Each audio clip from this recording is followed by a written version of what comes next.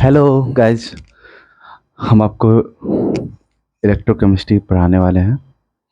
हमने इलेक्ट्रोकेमिस्ट्री में galvanic cell तक पढ़ा दिया था। अब हम इलेक्ट्रोलाइट सेल से पढ़ेंगे, इलेक्ट्रोलाइटिक सेल से पढ़ेंगे। ये हमारी छोटी सी कोशिश है आप लोग के लिए। ये जितना भी चीज़ें सब जुगाड़ पे है, सबसे पहली बात। और जब भी हम आपको बोर्ड पे पढ़ा रहे हो और आपको दिखाई नहीं दे तो आप जूम करके देख सकते हैं और प्रॉपर हेडफोन लगा के आप सुन सकते हैं वीडियो को, तो अच्छे से समझ में आपको आएगा। ये जितना भी है वो बस मेरे तरफ से छोटा सा एक कोशिश है। तो हम सबसे पहले यहाँ पे इलेक्ट्रोलाइटिक सेल के बारे में पढ़ेंगे। आपको याद हो तो जब हम इलेक्ट्रोकेमिस्ट्री पढ़ाना स्टार्ट किए थे तो हमने पहले ही स्टार्टिंग में बताया था कि एप्लीकेशन ऑफ इलेक्ट्रोकेमिस्ट्री में एक एप्लीकेशन था electrochemical cell battery. Electrochemical cell में बताया था आपको दो तरह का सेल हम पढ़ने वाले हैं इलेक्ट्रोकेमिस्ट्री में। बेसिकली हम इलेक्ट्रोकेमिस्ट्री में क्या पढ़ते हैं, रिडॉक्स केमिकल रिएक्शन जो है कन्वर्ट होता है, कभी इलेक्ट्रिकल एनर्जी कभी इलेक्ट्रिकल एनालिसिस क्या होता है, रिडॉक्स केमिकल रिएक्शन करवाते हैं या कभी रिडॉक्स केमिकल रिएक्शन की मदद से हम इलेक्ट्रिसिटी प्रोड्यूस करते हैं। तो ये जो है इलेक्ट्रोकेमिकल सेल में देखने को मिलता है, बैटरी में देखने को मिलता है। तो हम दो तरह का इलेक्ट्रोकेमिकल सेल बताए थे, एप्लीकेशन में पढ़ेंगे। एक गैल्वेनिक सेल जिसको वोल्टेइक सेल भी बोलते हैं और दूसरा इलेक्ट्रोलाइटिक सेल। तो हमने गैल्वेनिक सेल तक पढ़ लिए हैं, नॉइस्ट इक्वेशन वगैरह। अब हम पढ़ने वाले हैं इलेक्ट्रोलाइटिक सेल। तो इलेक्ट्रोलाइटिक सेल में क्या होता है यहाँ पर कि यहाँ पे एक्सटर्नल इलेक्ट्रिक सोर्स लेते हैं जहाँ से इलेक्ट्रिक करंट आता है और उसको जो है इलेक्ट्रोलाइटिक सॉल्यूशन से गुजारते हैं थ्रू द इलेक्ट्रोड्स।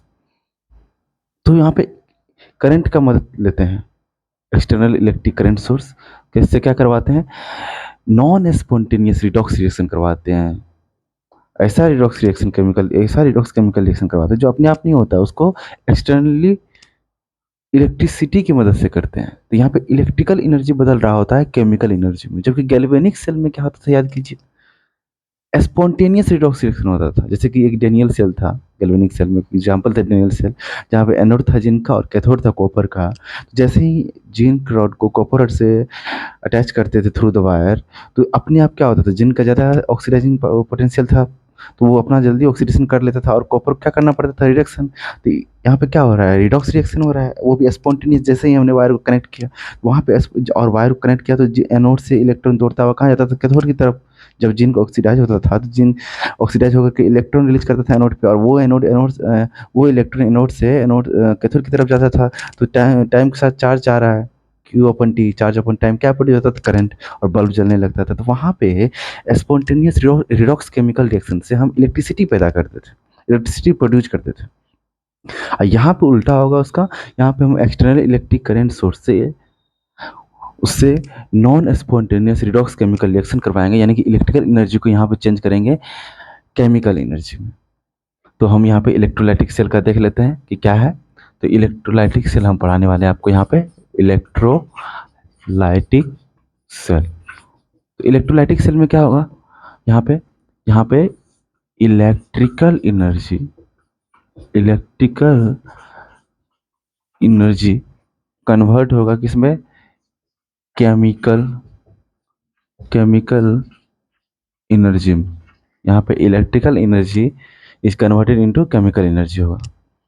यहाँ पे क्या होगा, कोई नॉन स्पॉन्टेनियस रिडॉक्स रिएक्शन होगा बाय द हेल्प ऑफ, यहाँ पे करवाएंगे नॉन स्पॉन्टेनियस, जो अपने आप नहीं हो रहा था उसको किसके हेल्प से, मदद से यहाँ करवाते हैं, non spontaneous redox chemical reaction करवाएंगे with the help of electric current. और ये जो इलेक्ट्रिक करंट होगा ये डीसी के फॉर्म में होगा। आप जानते हैं दो करंट का दो फॉर्म होता है, एक डायरेक्ट करंट और एक अल्टरनेटिव करंट, एसी और डीसी। तो हम डीसी सोर्स का यूज करेंगे, यानी कि हम एक्सटर्नल कोई बैटरी लगा के फिर जो है उससे वायर कनेक्ट करके इलेक्ट्रोड पे जोड़ेंगे। तो एक्सटर्नल इलेक्ट्रिक करंट सोर्स हमारा डीसी होगा। तो उसकी मदद से हम क्या करवाएंगे, non spontaneous redox chemical reaction करवाएंगे, यानी कि वो रिएक्शन अपने आप नहीं हो रहा होगा, हम एक्सटर्नल इलेक्ट्रिक करंट के सोर्स से करवाएंगे इन इलेक्ट्रोलाइटिक सेल। तो अब ये तो हो गया इसका कि प्रिंसिपल क्या है, ये इस पे वर्क करता है कि मतलब इसका जो है इसका मेन वर्क क्या है, फंक्शन क्या है कि नॉन स्पॉन्टेनियस रिडॉक्स रिएक्शन करवाते हैं इलेक्ट्रोलाइटिक सेल में with the help of electric current. अब इसका जो है कंपोनेंट्स क्या क्या है, ये कैसे बना होता है, तो यहाँ पे एक सिंगल वेसल्स होता है, इसमें सिंगल कंटेनर होता है, जबकि आपको याद हो गैल्वेनिक सेल में टू हाफ सेल लेते हैं, दो वेसल लेते हैं, जबकि यहाँ पे सिंगल वेसल लेंगे। और इसी में दोनों इलेक्ट्रोड्स एनोड और cathode both electrode are placed in same single container और वेसल। और और क्या लेंगे, इलेक्ट्रोलाइटिक सॉल्यूशन लेंगे। और इसमें सिंगल इलेक्ट्रोलाइटिक सॉल्यूशन होगा क्योंकि सिंगल कंटेनर है, कोई एक इलेक्ट्रोलाइटिक सॉल्यूशन होगा यहाँ पे। और इस दोनों इलेक्ट्रोड को यहाँ पे एक्सटर्नल इलेक्ट्रिक सोर्स से अटैच कर देंगे। और ये जो सोर्स होगा इलेक्ट्रिक सोर्स, ये बैटरी होगा, यानी कि ये डीसी सोर्स होगा। अब यहाँ पे जो है मान लीजिए यहाँ स्विच लगा हुआ है, यहाँ स्विच लगा हुआ है।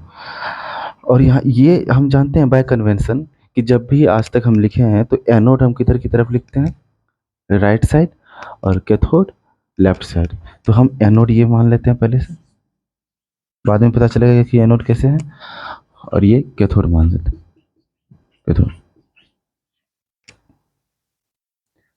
अब सुनिए, कोई एक इलेक्ट्रोलाइट मान लेते हैं जिसका सॉल्यूशन है यहाँ पे मान लेते हैं CaCl2, CaCl2 इलेक्ट्रोलाइट है।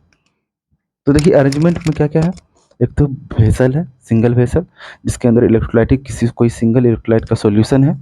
और इलेक्ट्रोलाइट क्या होता है, एसिड बेस और साल्ट।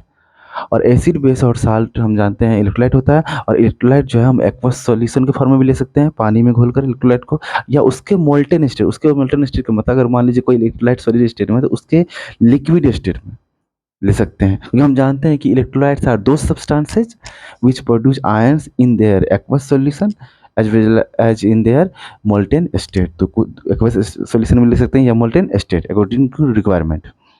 तो यानी CaCl2 का हम एक्वस सॉल्यूशन ले रहे हैं मान लीजिए, इसका मतलब जो है CaCl2 पानी में घोल के एक सॉल्यूशन है, एक्वस सॉल्यूशन है। तो यहाँ पे टूटेगा जो ये CaCl2 के, इससे आयन क्या क्या आएगा, एक आएगा Ca+2 आयन और दूसरा क्या आएगा Cl- आयन आएगा इस इलेक्ट्रोलाइट से। तो CaCl2 जब टूटेगा तो क्या आएगा, Ca+2 आयन देगा प्लस 2Cl- देगा। अब देखिए इसका फंक्शन कैसे कैसे होगा, यहाँ पे सबसे पहले हमको क्या करना पड़ेगा, इलेक्ट्रिक सोर्स से इलेक्ट्रिक करंट फ्लो करवाना पड़ेगा। तो हम क्या करेंगे, इस स्विच को ऑन कर देंगे, स्विच को क्या करेंगे, ऑन करेंगे। देखिए ये जो आपका ये क्या है, पॉजिटिव टर्मिनल है इलेक्ट्रिक करंट सोर्स का, और ये क्या है, नेगेटिव टर्मिनल है इलेक्ट्रिक करंट सोर्स का। तो बताइए ये पॉजिटिव टर्मिनल है तो ये प्लेट को भी क्या बनाएगा, पॉजिटिव। और ये नेगेटिव टर्मिनल है तो ये इस प्लेट को क्या बनाएगा, इस इलेक्ट्रोड प्लेट को नेगेटिव बनाएगा। अब जैसे ही यहाँ पे हमने करंट सोर्स अप्लाई किया, स्विच को ऑन किया, तो यहाँ से करंट फ्लो होगा, इलेक्ट्रिक करंट सोर्स से डीसी सोर्स से करंट फ्लो होगा, ये पॉजिटिव प्लेट बनेगा और ये नेगेटिव बनेगा, क्योंकि ये पॉजिटिव से जुड़ा हुआ और ये नेगेटिव से जुड़ा हुआ है। तो जैसे ही यहाँ पे ये पॉजिटिव इलेक्ट्रोड प्लेट बना और ये नेगेटिव बना, तो ये जो इलेक्ट्रोलाइट सॉल्यूशन उसमें जो आयंस प्रेजेंट है ये क्या है, कैटायन, क्योंकि पॉजिटिव चार्ज वाला आयन को क्या होता है, कैटायन, और ये नेगेटिव चार्ज वाला आयन क्या है, ये एनायन है। तो बताइए एनायन नेगेटिव चार्ज वाला है वो किसकी प्लेट की तरफ अट्रैक्ट होगा, पॉजिटिव प्लेट इसकी तरफ अट्रैक्ट होगा। और ये जो कैटायन है ये किसकी तरफ अट्रैक्ट होगा, ये जो है नेगेटिव प्लेट की तरफ अट्रैक्ट होगा, जो इलेक्ट्रिक करंट सोर्स के ऑन करने के बाद यहाँ पर नेगेटिव आया है, तो ये जो कैटायन है ये नेगेटिव इलेक्ट्रोड की तरफ अट्रैक्ट होगा। तो हुआ क्या, जैसे ही हमने यहाँ पे स्विच ऑन किया तो डीसी सोर्स से इलेक्ट्रिक करंट सोर्स से करंट प्रोड्यूस होने के बाद क्या हुआ, ये पॉजिटिव प्लेट बना ये नेगेटिव। तो यहाँ पे जैसे ही हम यहाँ पे इलेक्ट्रोलाइट सॉल्यूशन में इलेक्ट्रोलाइट जो था वो इसी यहाँ पे आयंस प्रोड्यूस किया हुआ था फ्रीली, वो घूम रहा था पहले, लेकिन जैसे ही हमने इलेक्ट्रिक करंट प्रोड्यूस किया तो ये पॉजिटिव बना ये नेगेटिव, तो इधर की तरफ नेगेटिव आयन यानी कि एनायन दौड़ा माइग्रेट किया पॉजिटिव प्लेट की तरफ, और इधर की तरफ कैटायन दौड़ा नेगेटिव प्लेट की तरफ। अब यहाँ पे क्या होगा, जैसे ही ये Cl- यहाँ आएगा पॉजिटिव प्लेट के पास, तो Cl- क्या करेगा, अपने आप को डिस्चार्ज करेगा, क्योंकि इसके पास एक एक्स्ट्रा इलेक्ट्रॉन है। Cl- माइनस क्या बता रहा है यहाँ पे, माइनस चार्ज क्या बता रहा है, इसके पास एक एक्स्ट्रा इलेक्ट्रॉन है, ये अपना इलेक्ट्रॉन देगा इस पॉजिटिव प्लेट को। और ये अपने आप को डिस्चार्ज करके Cl बनाएगा। फिर दूसरा, अब ये Cl फ्रीली एग्जिस्ट नहीं करता है, तो ये दूसरा Cl माइनस आएगा, वो भी अपना इलेक्ट्रॉन इसको देगा, और जो है यहाँ से ये Cl भी अपना डिस्चार्ज करके एक Cl और बना लिया, और ये दोनों Cl मिलकर के क्या बनाएगा, Cl2 गैस, एक स्टेबल प्रोडक्ट बनाएगा। Cl2 गैस हम जानते हैं क्लोरीन Cl2 गैस के फॉर्म में एग्जिस्ट करता है। उसी तरह अब जैसे ही यहाँ पे Cl के ऑक्सीडेशन कारण जैसे ही ये इलेक्ट्रॉन यहाँ आया इस प्लेट के पास, ये इलेक्ट्रॉन, दो इलेक्ट्रॉन जो आया, ये दो इलेक्ट्रॉन दौड़ कर किधर की तरफ जाएगा, कैथोड की तरफ जाएगा, और यहाँ पे कैटायन जो है इस नेगेटिव प्लेट की तरफ आ रहा है। जैसे यहाँ दो इलेक्ट्रॉन आया तो ये कैल्शियम +2 दो इलेक्ट्रॉन लेकर के क्या बनाएगा, Ca सॉलिड स्टेबल प्रोडक्ट बनाएगा। तो यहाँ पे क्या देख रहे हैं कि जैसे ही यहाँ पे तो एक सिंगल वेसल है, उसके अंदर इलेक्ट्रोलाइटिक सॉल्यूशन है किसी एक सिंगल इलेक्ट्रोलाइट का, जैसे कि ये हमने लिया एग्जांपल, और यहाँ पे दो इलेक्ट्रोड है, दोनों इलेक्ट्रोड सेम वेसल्स में है। एक इलेक्ट्रोड का चार्ज है पॉजिटिव और एक का नेगेटिव। जो positive plate of electric current source से जुड़ा हुआ वो पॉजिटिव प्लेट है, जो negative side of electric current source से जुड़ा हुआ वो नेगेटिव प्लेट है। तो अब यहाँ पे जैसे ही एनायन आया इधर पॉजिटिव प्लेट की तरफ, और एनायन इस तरफ आ रहा है, इसीलिए इसको बोलते हैं एनोड।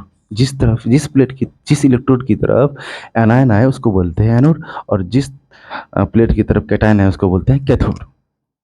तो कैटायन इधर की तरफ आ रहा है नेगेटिव प्लेट की तरफ, तो कैथोड कैसा है, नेगेटिव, और एनायन आ रहा है पॉजिटिव प्लेट की तरफ, एनोड कैसा है, पॉजिटिव।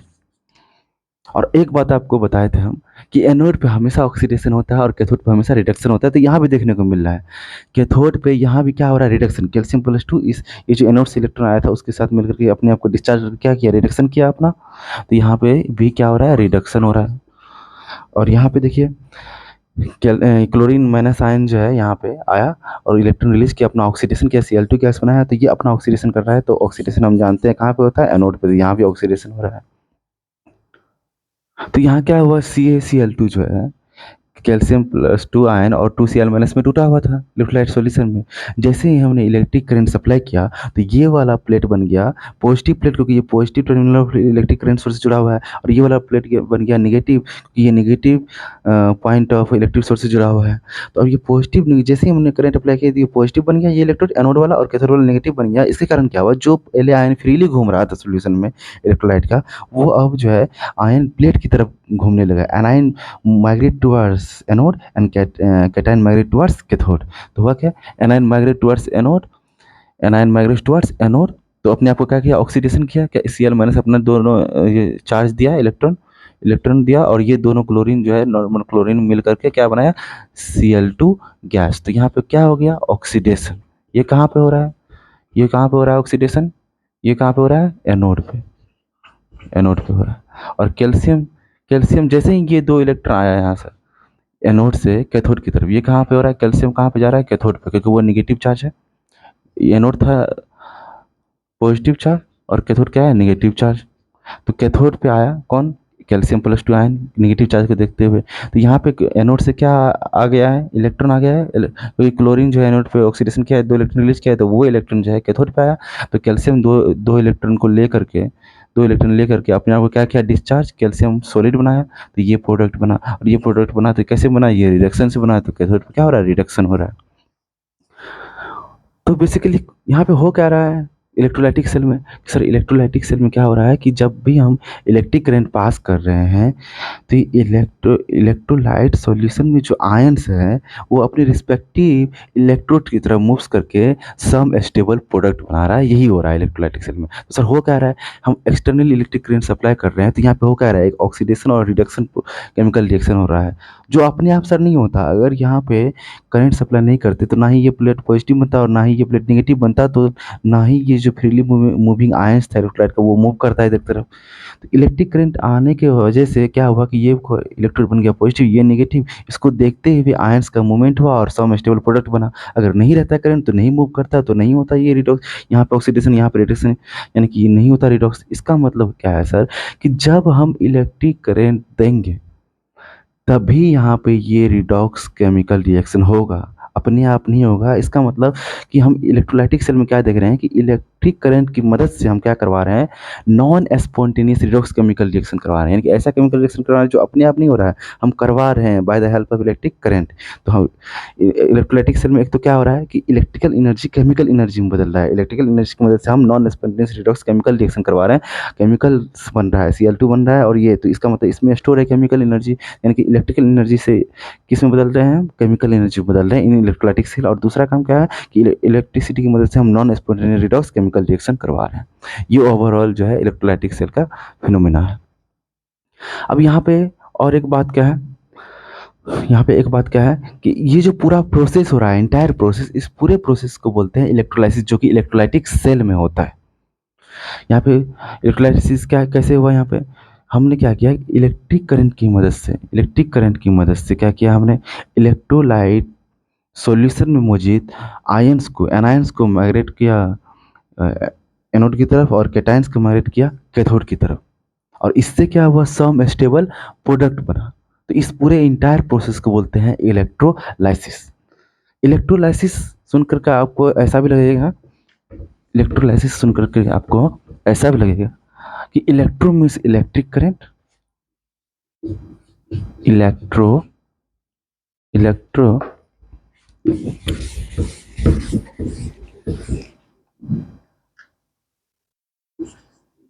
इलेक्ट्रोलाइसिस, ये फेनोमिना हो रहा है यहाँ पे इस पूरे इंटायर प्रोसेस में। When we apply the external electric current source and passing this current into the electrolytic solution, then anion migrate towards anode and cation migrate towards cathode and form some stable product. This entire process is known as electrolysis। तो electrolysis का मतलब देखिए क्या होगा यहाँ पे, electro means current, electro means current, lysis मतलब break down, break तोड़ना। तो हम एक्चुअली बात क्या है यहाँ पे कि हम यहाँ पे एक्सटर्नल इलेक्ट्रिक करंट सोर्स की मदद से क्या कर रहे हैं, इलेक्ट्रोलाइट्स को तोड़ रहे हैं, ऐसा देखने में लग रहा है। जैसे CaCl2 इलेक्ट्रोलाइट था, ये फ्रीली एग्जिस्ट कर रहा था, अब हमने जैसे ही करंट पास किया तो क्या हुआ, ऐसा लग रहा है कि इसमें से CaCl2 में से Cl टूट करके यहाँ पे जा रहा है एनोड पे Cl माइनस, और Ca प्लस टूट के यहाँ पे जा रहा है।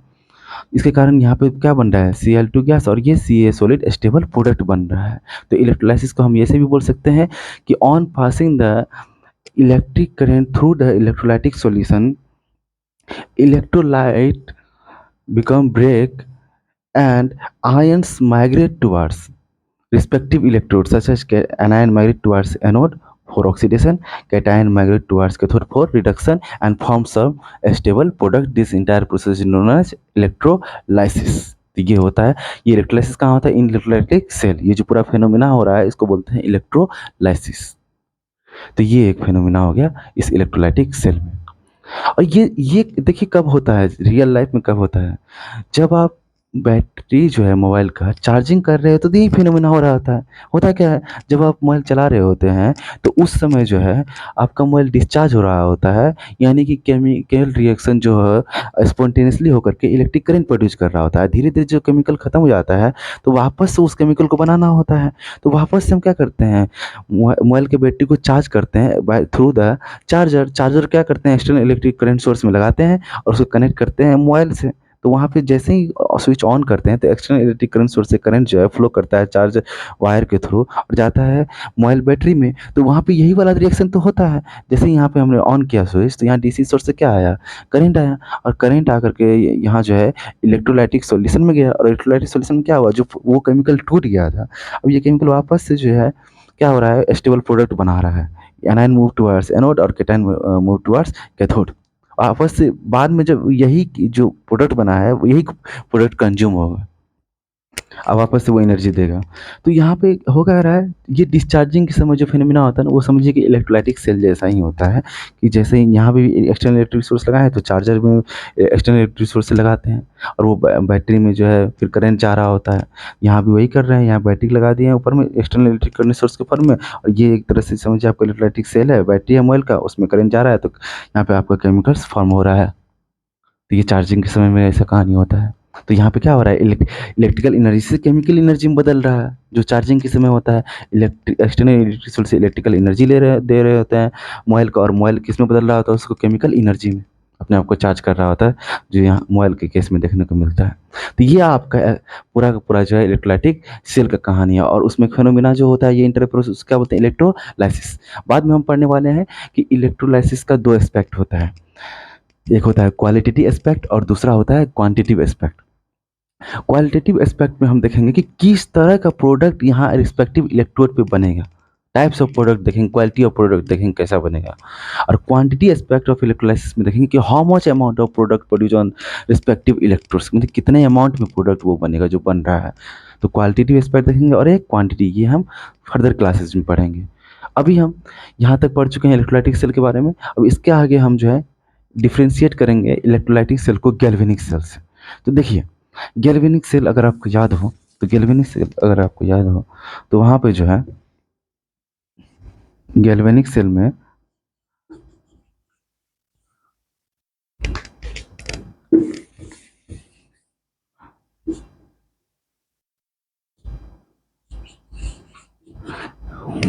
तो गैल्वेनिक सेल अगर आपको याद हो तो गैल्वेनिक सेल में क्या होता था, दो हाफ सेल होता था।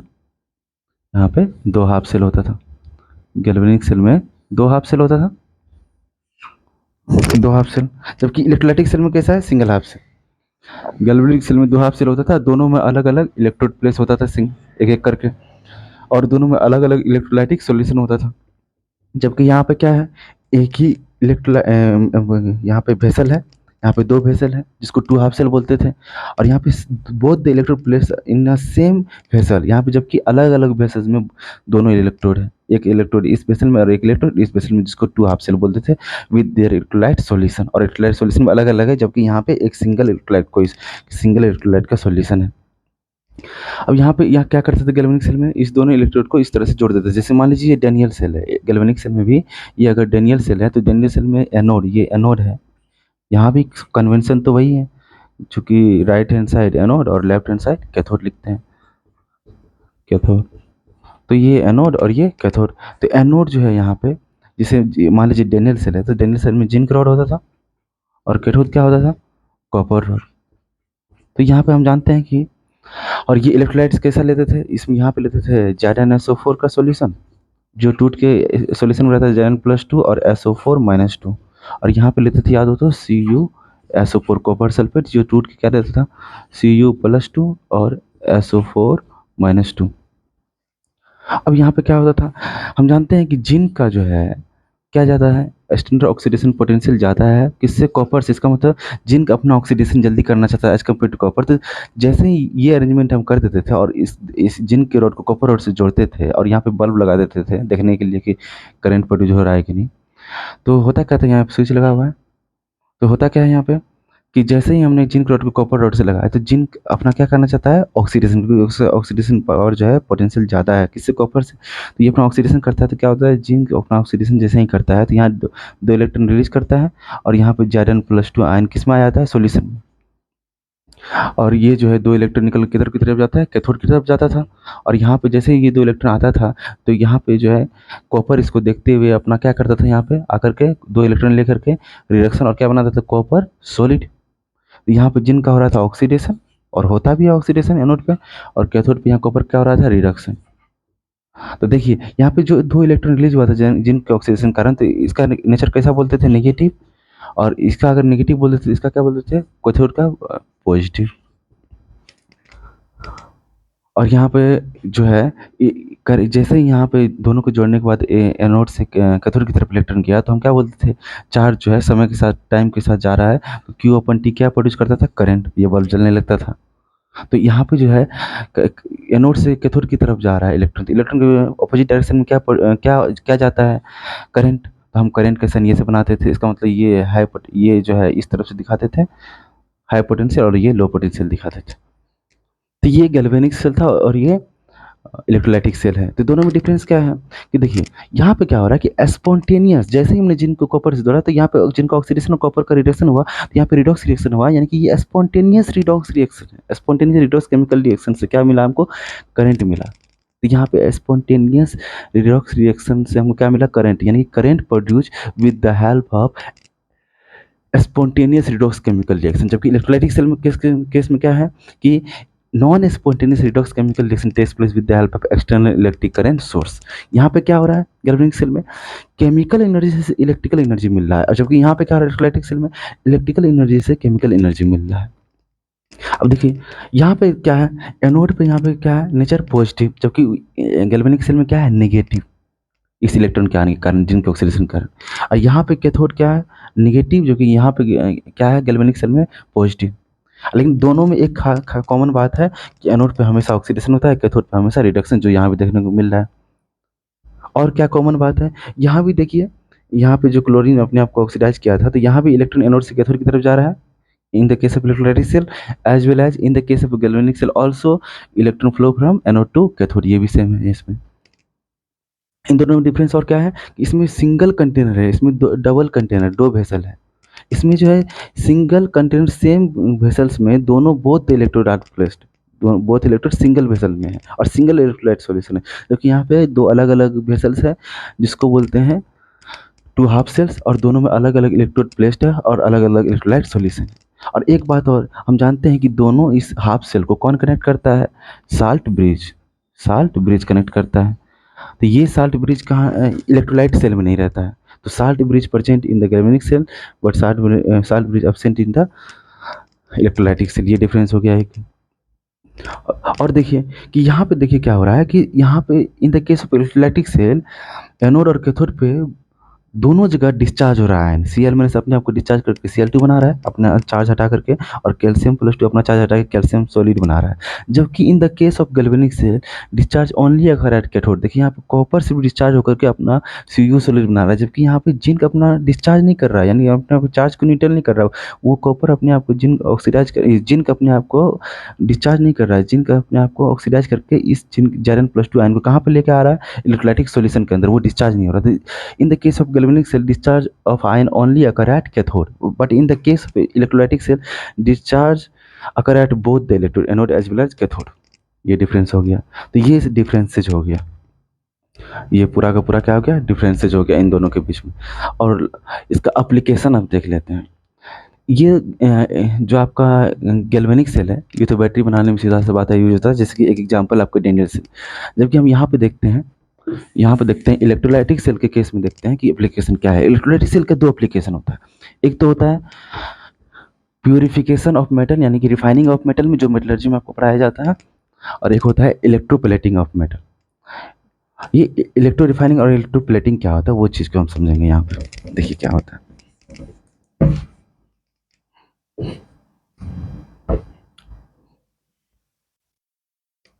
देखिए पहले देखते हैं इलेक्ट्रोप्लेटिंग जिसका एप्लीकेशन है, नहीं पहले रिफाइनिंग देखते हैं।